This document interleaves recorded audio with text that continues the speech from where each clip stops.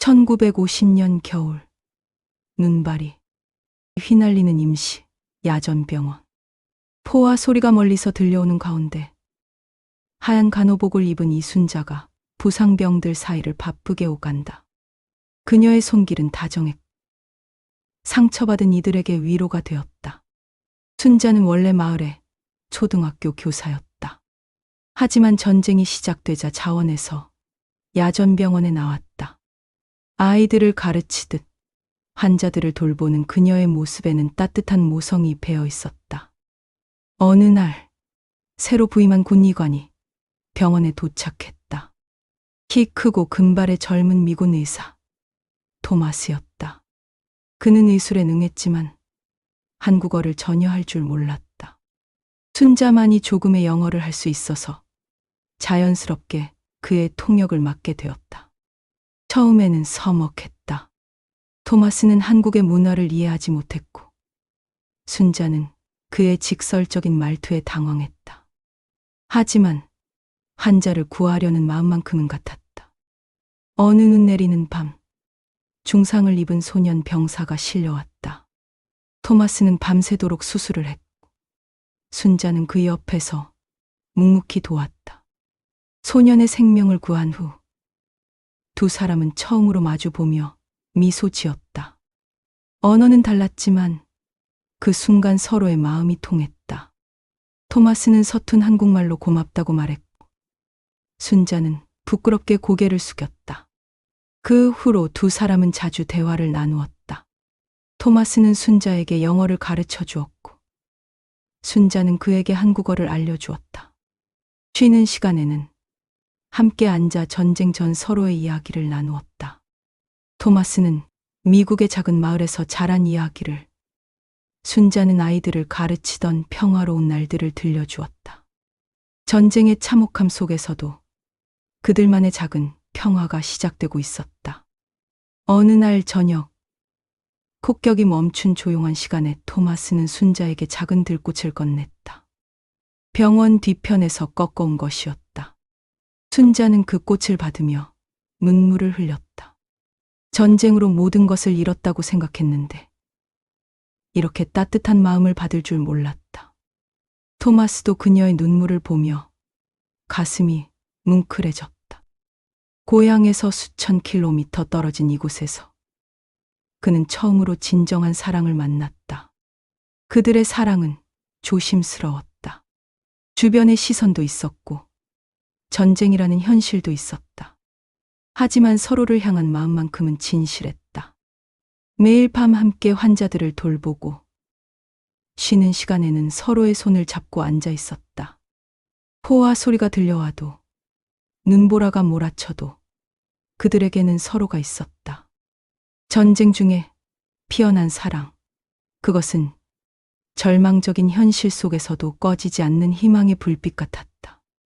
1951년 봄, 전선이 안정되면서 야전병원도 한숨 돌릴 수 있게 되었다. 토마스와 순자의 사랑은 더욱 깊어졌다. 그들은 이제 서로의 언어로 대화할 수 있었고 작은 농담도 주고받을 수 있게 되었다. 토마스는 순자에게 청혼하고 싶었지만 전쟁이 끝나지 않은 상황에서 미래를 약속하기가 두려웠다. 어느 날 아침, 토마스는 용기를 내어 순자에게 말을 꺼냈다. 전쟁이 끝나면 함께하고 싶다고. 자신과 결혼해달라고. 순자는 놀랐다. 마음속으로는 바라던 일이었지만 현실적인 걱정이 많았다. 미국 사람과 결혼한다는 것, 가족들의 반대, 문화의 차이. 하지만 토마스의 진실한 눈빛을 보며 마음을 정했다. 그와 함께라면 어떤 어려움도 견딜 수 있을 것 같았다. 1951년 가을, 휴전 협정이 논의되기 시작했다. 토마스는 순자와의 결혼을 위해 부대 상관에게 허가를 요청했다. 처음에는 반대가 심했다. 하지만 토마스의 간절한 설득과 순자의 헌신적인 모습을 본 동료들이 하나둘 지지해 주었다. 마침내 결혼 허가가 떨어졌다. 결혼식은 소박했다. 폐허가 된 마을의 작은 교회에서 몇몇 동료들과 마을 사람들이 참석한 가운데 열렸다. 순자는 어머니의 한복을 수선해서 입었고 토마스는 정장 대신 깨끗한 군복을 입었다. 반지도 없었지만 서로의 손을 잡고 맹세하는 그 순간만큼은 세상에서 가장 행복했다. 마을 할머니들이 준비한 떡과 막걸리로 소박한 축하연이 이어졌다. 신혼집은 병원 근처의 작은 초가집이었다. 지붕은 새고 벽은 갈라져 있었지만 두 사람에게는 궁전 같았다. 토마스는 서툰 솜씨로 지붕을 고치려 했고 순자는 웃으며 그를 도왔다. 가구는 거의 모든 것이 빌려온 것이었다. 밥상, 이불, 심지어 그릇까지. 하지만 그들은 무엇 하나 부족함을 느끼지 않았다. 저녁이 되면 두 사람은 마당에 앉아 별을 보았다. 토마스는 순자에게 미국 이야기를 들려주었고 순자는 전쟁 전 평화로웠던 마을 이야기를 해주었다. 때로는 말없이 서로를 바라보기만 해도 충분했다. 전쟁의 상처가 아직 생생한 이 땅에서 그들만큼은 평화롭고 행복했다.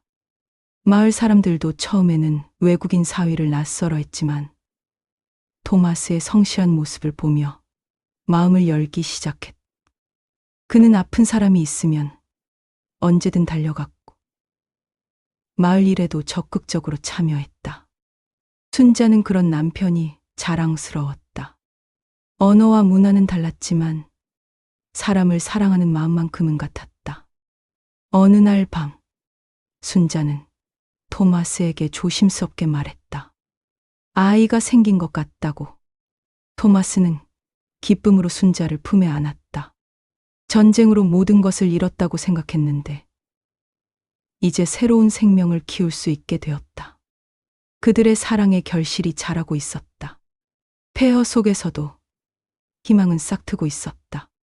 1952년 봄, 순자의 배가 많이 불러왔다.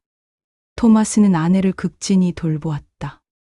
무거운 일은 절대 시키지 않았고 입덧할 때는 등을 쓸어주며 위로했다.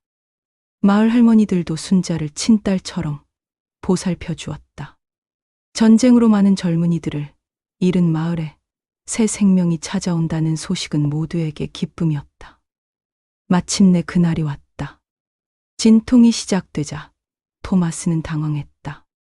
의사이면서도 아내의 출산 앞에서는 그저 걱정 많은 남편일 뿐이었다. 마을의 산파 할머니가 순자를 도왔고 토마스는 문 밖에서 안절부절 못했다. 밤새 계속된 진통 끝에 새벽녘 아기의 울음소리가 들려왔다. 딸이었다. 순자는 갓난아기를 품에 안고 눈물을 흘렸다. 작고 빨간 얼굴의 아기는 마치 천사 같았다. 토마스는 떨리는 손으로 딸을 안아보았다. 이 작은 생명 속에 자신과 순자의 사랑이 숨쉬고 있었다. 그들은 딸의 이름을 미정이라 지었다. 아름다운 정을 뜻하는 이름이었다.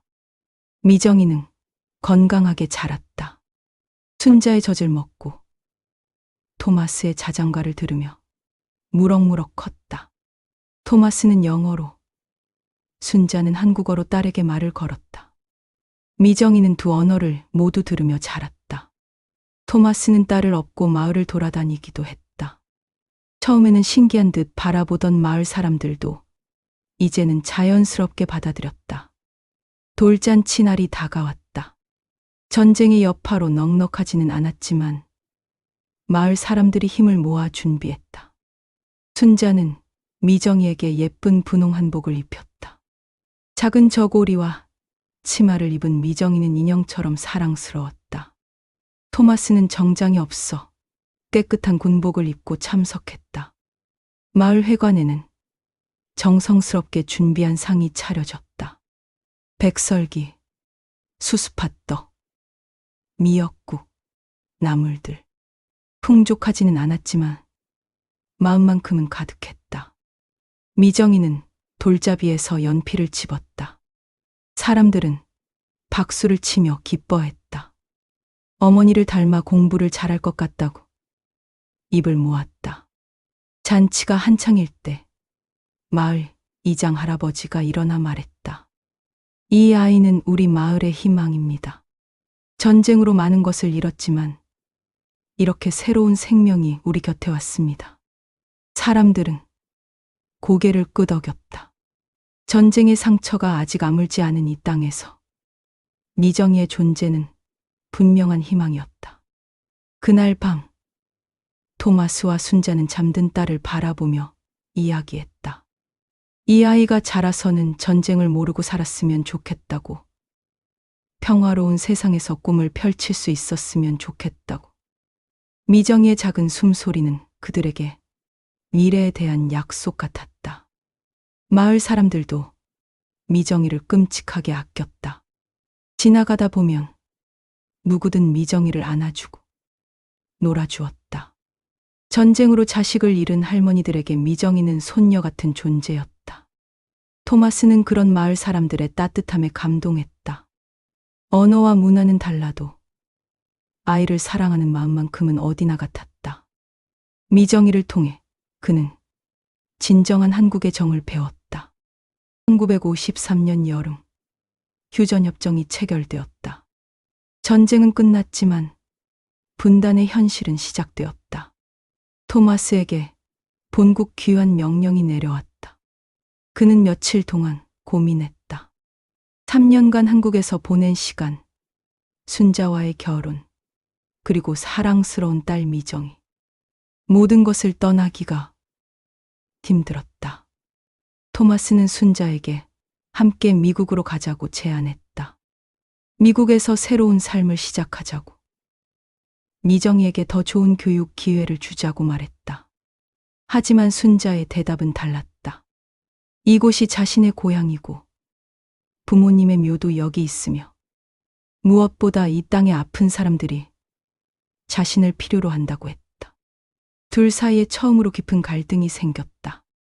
토마스는 가족이 함께 있어야 한다고 주장했고 순자는 뿌리를 버릴 수 없다고 맞섰다. 미정이를 두고 벌어진 논쟁은 더욱 치열했다. 토마스는 미국에서 더 좋은 미래를 보장해 줄 수 있다고 했고 순자는 아이가 자신의 뿌리를 알고 자라야 한다고 강조했다. 밤마다 두 사람은 이야기했다. 때로는 격하게 다투기도 했고 때로는 눈물을 흘리며 서로를 달래기도 했다.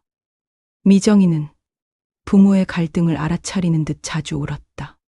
그럴 때마다 두 사람은 더욱 마음이 아팠다. 토마스는 부대 상관에게 한국 잔류를 요청해 보았다. 하지만 대답은 냉정했다. 전쟁이 끝났으니 더 이상 한국에 머물 이유가 없다는 것이었다. 순자도 마을 사람들과 상의했다. 할머니들은 가족이 흩어지면 안 된다며 미국행을 권했지만 순자의 마음은 쉽게 결정되지 않았다. 어느 날 저녁 두 사람은 처음 만났던 야전병원 터를 찾았다. 이제는 잡초만 무성한 빈터가 되었지만 그곳에는 그들의 소중한 추억이 남아 있었다. 토마스는 순자의 손을 잡고 말했다. 당신의 선택을 존중하겠어요. 하지만 나는 당신들을 사랑해요. 순자도 눈물을 흘리며 대답했다. 당신도 사랑해요. 하지만 이곳을 떠날 수는 없어요. 결국 어려운 결정이 내려졌다. 토마스는 먼저 미국으로 돌아가 정착한 후 순자와 미정이를 데려오기로 했다. 임시 이별이라고 했지만 언제 다시 만날 수 있을지 확실하지 않았다. 두 사람 모두 이것이 영원한 이별이 될지도 모른다는 불안감을 느꼈다. 마지막 밤, 그들은 잠들지 못하고 서로를 바라보았다. 미정이는 두 사람 사이에서 평화롭게 잠들어 있었다. 토마스는 딸의 이마에 키스하며 속삭였다. 아빠가 곧 다시 올게. 순자는 남편의 손을 꼭 잡고 말했다. 기다릴게요. 꼭 다시 만나요. 하지만 두 사람 모두 미래가 불확실하다는 것을 알고 있었다. 사랑만으로는 모든 현실의 벽을 넘을 수 없다는 것을 그날 밤 뼈저리게 깨달았다. 1954년 봄, 토마스가 떠난 지 벌써 반년이 지났다. 순자는 혼자서 미정이를 키우며 마을 보건소에서 간호사로 일했다. 토마스로부터 편지가 정기적으로 왔다. 그는 시카고의 한 병원에서 일하며 순자와 미정이를 데려올 준비를 하고 있다고 했다.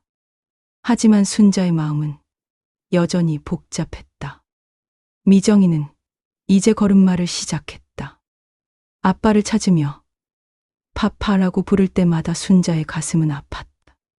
아이에게 아버지가 필요하다는 것을 알고 있었지만 여전히 이 땅을 떠날 결심이 서지 않았다. 마을에는 전쟁의 상처로 아픈 사람들이 너무 많았고 그들에게 순자는 꼭 필요한 존재였다. 어느 날 놀라운 소식이 들려왔다. 이산가족 상봉 소식이었다. 순자는 전쟁 중에 행방불명된 두 오빠가 있었다. 그들이 생존해 있다는 소식을 듣고 순자는 기쁨과 슬픔이 교차했다. 기쁜 것은 가족이 살아있다는 것이고 슬픈 것은 이제 더욱 이곳을 떠나기 어려워졌다는 것이었다. 겨울이 되자 생활이 더욱 어려워졌다. 혼자서 미정이를 키우며 일하는 것은 쉽지 않았다. 마을 할머니들이 도와주었지만 경제적으로는 항상 빠듯했다. 토마스가 보내온 돈이 큰 도움이 되었지만 그것만으로는 충분하지 않았다. 때로는 미정이가 아플 때 혼자서 감당하기 힘들었다. 어느 눈 내리는 밤, 미정이가 고열에 시달렸다. 순자는 밤새 간병했다. 아이의 뜨거운 이마를 식혀주며 눈물을 흘렸다. 이럴 때 토마스가 있었으면 얼마나 좋을까 생각했다. 하지만 동시에 자신의 선택에 대한 확신도 느꼈다. 이곳 사람들도 의지할 곳이 없기는 마찬가지였다. 봄이 되자 토마스로부터 특별한 편지가 왔다. 미국 이민 비자가 나왔다고. 이제 언제든 올 수 있다고 했다. 순자는 오랫동안 편지를 들고 고민했다. 미정이는 이제 돌이 지나 말도 제법 했다. 엄마, 아빠 언제 와? 하고 묻는 딸을 보면 가슴이 저렸다. 그러던 중 이산가족 상봉소에서 연락이 왔다.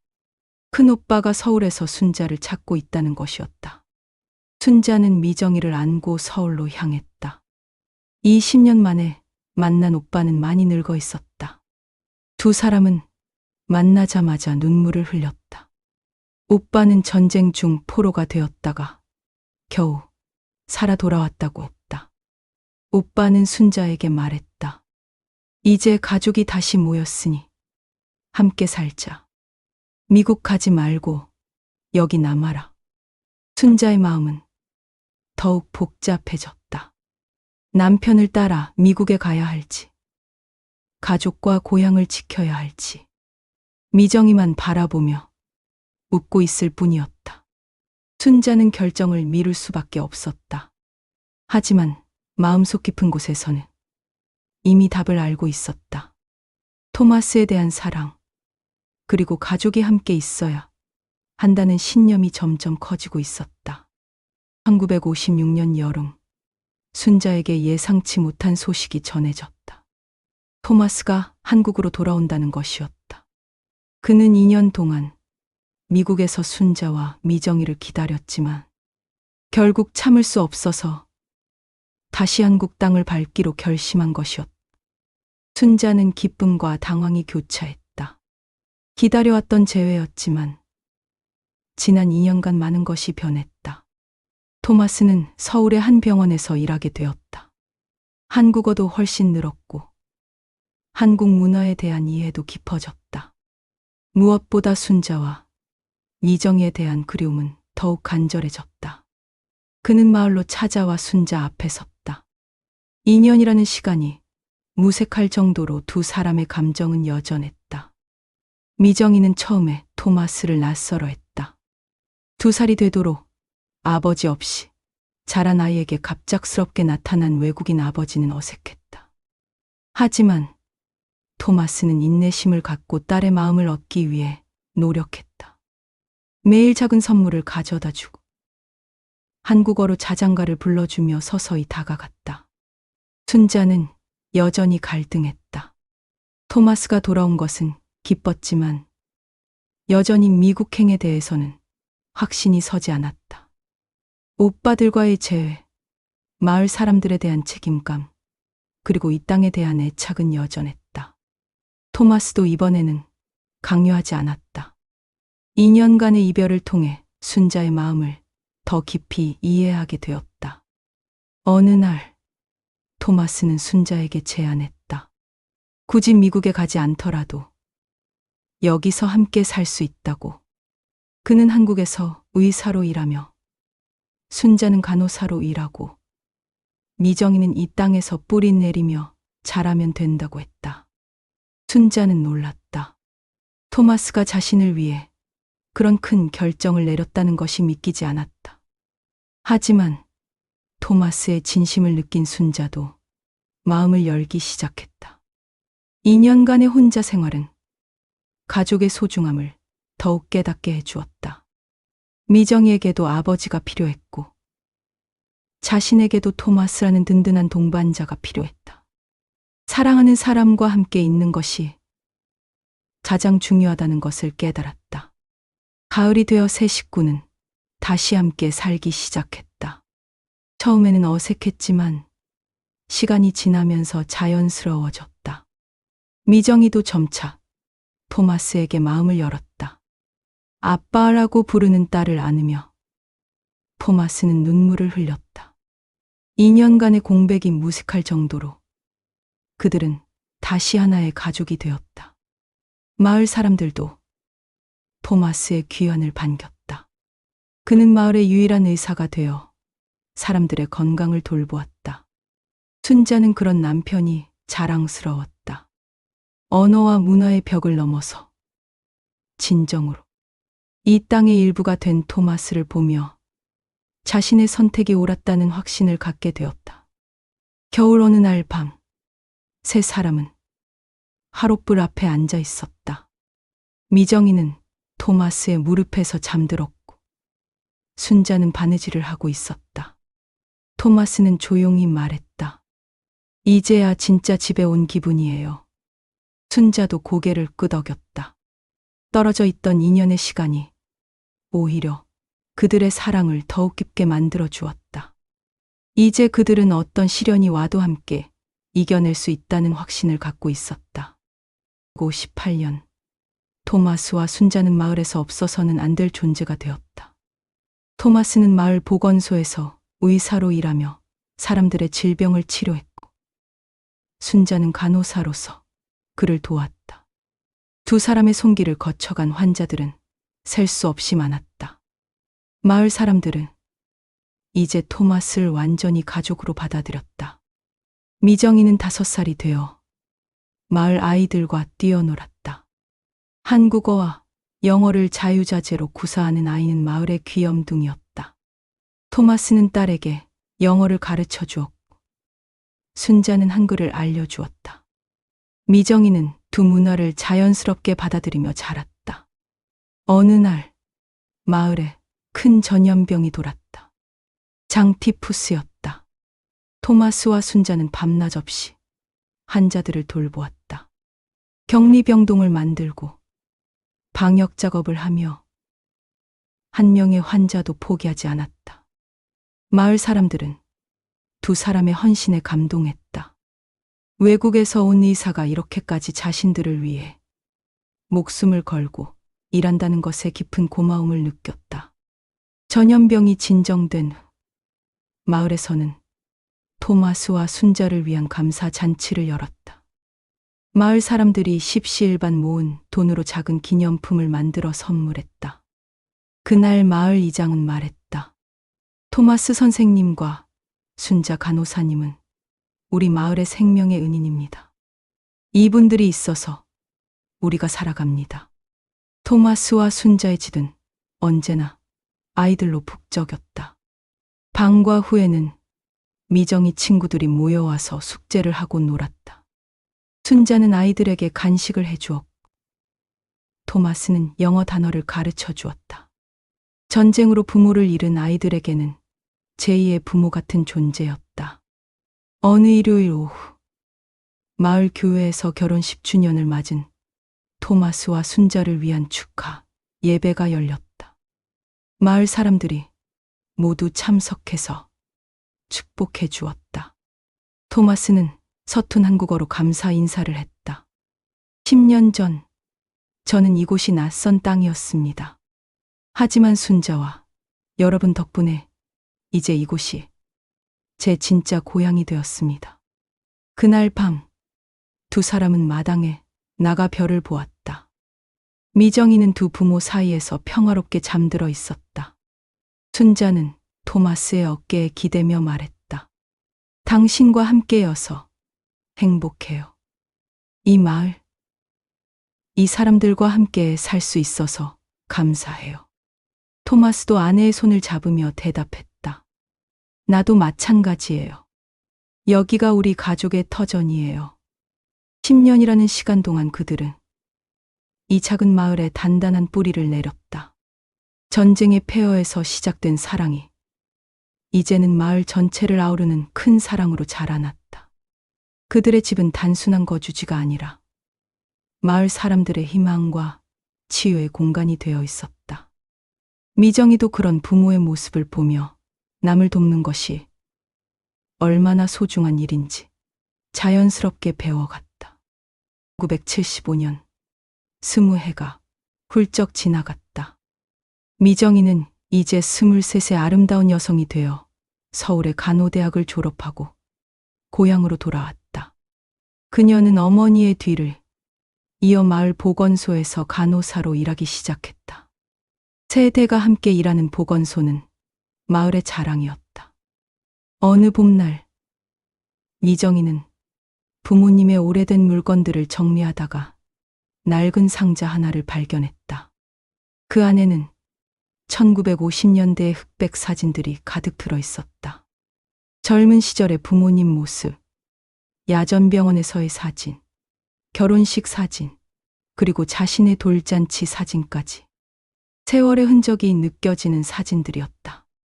한 장의 사진이 특히 이정의 눈길을 끌었다. 전쟁으로 폐허가 된 마을을 배경으로 젊은 토마스와 순자가 갓난아기를 안고 환하게 웃고 있는 사진이었다. 그 갓난아기가 바로 자신이었다. 아무것도 없던 그 시절에도 부모님의 얼굴에는 희망이 가득했다.